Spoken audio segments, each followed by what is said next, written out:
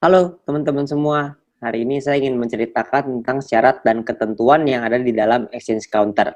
Ya, buat Anda yang mungkin belum mengerti bagaimana caranya melakukan transaksi di dalam exchange counter, bisa nanti minta ya ke para pengguna Anda supaya bisa dapat link tentang video tutorial bagaimana caranya melakukan transaksi di dalam exchange counter.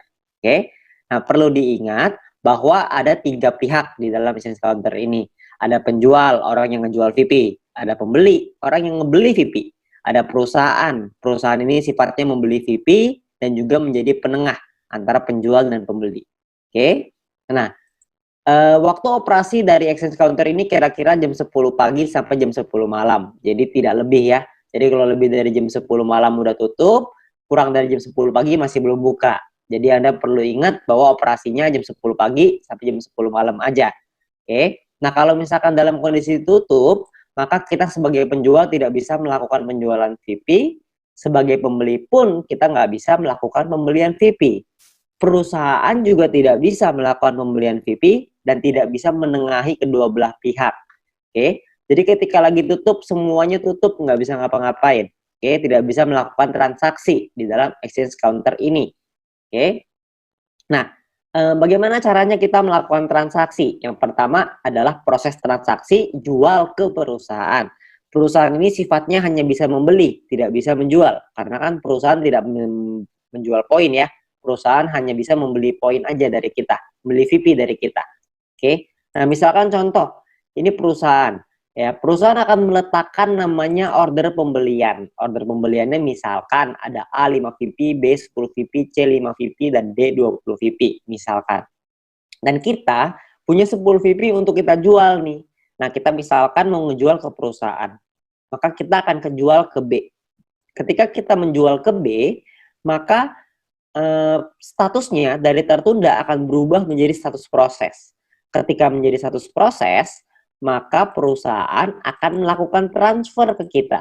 Ketika melakukan transfer ke kita sebagai penjual, kita akan diminta untuk melakukan konfirmasi. Setelah kita melakukan konfirmasi, maka secara otomatis penjual akan mengembalikan VP-nya ke perusahaan atau VP diambil lah ya sama perusahaan. Perlu diingat bahwa perusahaan akan mengalokasi dana dari profitnya sebesar 50% maksimal dari keuntungan perusahaan yang akan dikembalikan lagi ke member. Jadi order pembelian ini akan disesuaikan dengan profit perusahaan. Oke. Nah, ada lagi proses kedua yaitu proses jual beli antara member ya. Kenapa harus ada jual beli sih antara member? Karena sederhana sekali, gampang gitu ya. Karena banyak banget member yang pengen beli VP, gampangnya gitu. Banyak banget member pengen beli VP untuk apa? Supaya mereka bisa membeli paket yang lebih tinggi, supaya mereka bisa menikmati keuntungan yang lebih tinggi. Tapi Anda nggak usah khawatir, karena beli ini tidak bersifat wajib ya, tidak bukan keharusan, tapi opsional. Kalau Anda mau, monggo, silahkan. Kalau Anda nggak mau, juga nggak apa-apa. Oke, prosesnya kurang lebih seperti ini. Anda sebagai pembeli, Anda akan meletakkan order pembelian. Misalkan si A akan taruh 5 VP, si B taruh 10 VP, si C taruh 5 VP, si D taruh 20 VP. Nah, Anda sama nih, Anda cuma punya 10 VP. Anda misalkan milih si B. Oke, Anda klik si B, maka sama juga prosesnya, statusnya ya, dari tertunda akan berubah menjadi proses. Ketika berubah menjadi proses, maka pembeli akan dikasih waktu 3 jam untuk melakukan transfer ke penjual. Kalau dalam 3 jam ini tidak dilakukan transfer, maka pembelian tersebut batal. Kalau pembelian tersebut batal, maka si pembeli harus melakukan order pembelian ulang supaya VP-nya dia bisa supaya dia bisa beli VP ke penjual ya. Nah, ketika misalkan kita bicara kalau jalan aja deh, kalau semua prosesnya jalan. Kalau jalan, maka si pembeli akan dikasih satu list nih, ada penjualnya siapa, VP-nya berapa, jumlahnya berapa, nama rekeningnya berapa, nama rekeningnya berapa. Jadi di sini akan ada listnya, ada datanya nanti. Nah, perlu diingat Anda sebagai pembeli, Anda harus pastiin nomor rekening dan nama rekeningnya sama antara di exchange counter dengan di bank. Jangan sampai berbeda. Kalau misalkan beda, nanti salah transfer report, nggak bisa diapa-apain. Ya, jadi Anda perlu pastiin dulu nomor rekening sama nama rekening sama. Kalau sudah sama, baru ditransfer. Kalau nggak sama, Anda bisa chat ke pembeli, penjual, sorry. Anda bisa pastiin dulu tuh, nomor rekeningnya bener nggak nih? Si penjual masukin nomor rekeningnya udah bener atau belum? Kalau misalkan salah, jangan ditransfer. Ingat, ya, jangan ditransfer. Oke? Nah, kalau misalkan sudah benar, Anda melakukan transfer misalkan, maka si pembeli melakukan transfer.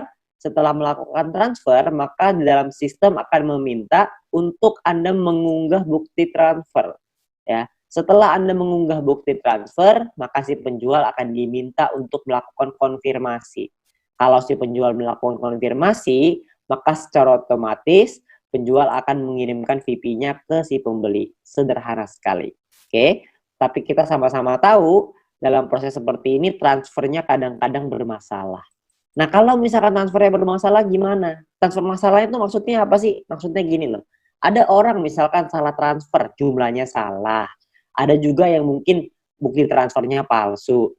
Ada juga mungkin yang transfernya kelebihan. Nggak mungkin lah ya kalau kelebihan.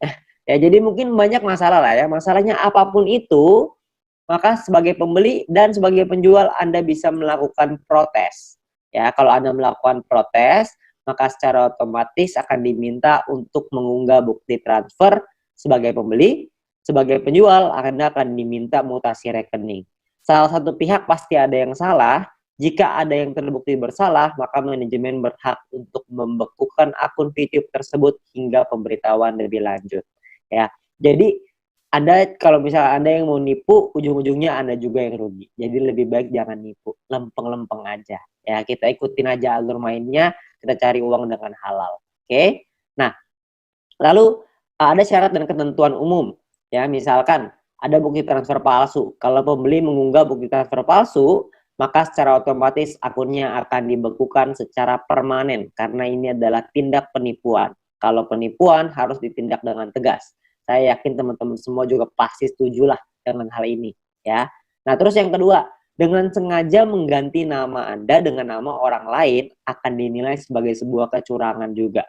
Dan transaksi Anda akan dibekukan jika salah satu melakukan protes dan akan di-review dulu ya sama perusahaan, akan dicek siapa yang salah, siapa yang benar. Buat yang salah, maka akan langsung ditindak dan akan diberikan sanksi. Karena ini juga sama tindakannya penipuan. Oke. Nah, proses protes berapa lama? Proses penyelesaian protes itu kira-kira memakan waktu 1-3 hari.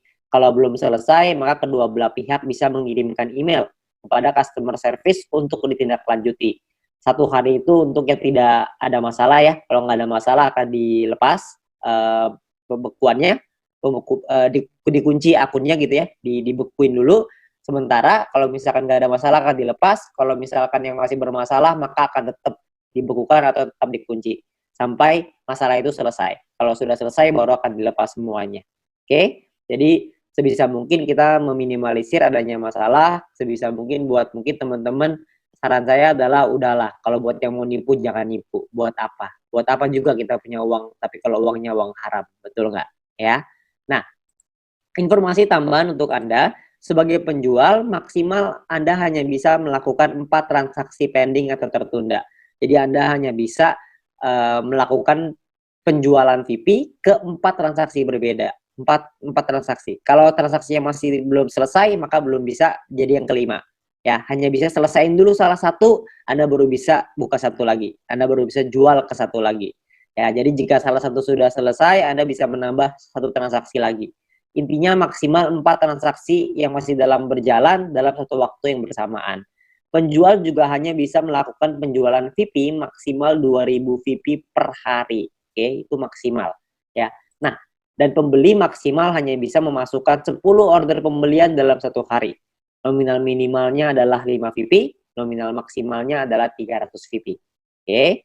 Nah, perlu Anda ingat, kalau misalkan exchange counter sudah tutup dan masih ada transaksi yang masih proses, maka transaksi akan dilanjutkan besok. Misalkan contoh, kalau misalkan Anda melakukan transfer misalkan jam 9.30 malam, ya Anda mengunggah bukti transfer nih 9.30 malam.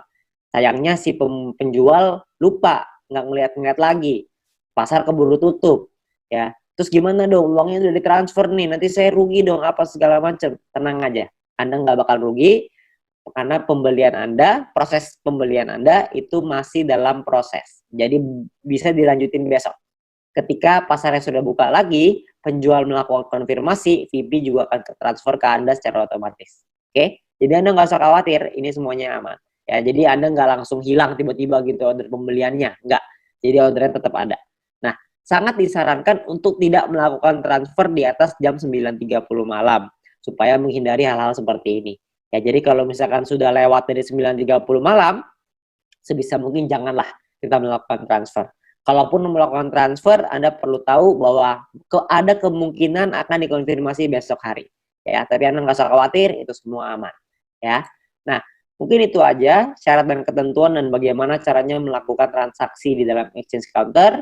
Ya, maka Anda perlu ingat bahwa exchange counter ini adalah tempat kita melakukan transaksi, tempat kita menghasilkan penghasilan dari sini ya, VP kita jadi penghasilan untuk kita. Jadi mari kita jaga sama-sama.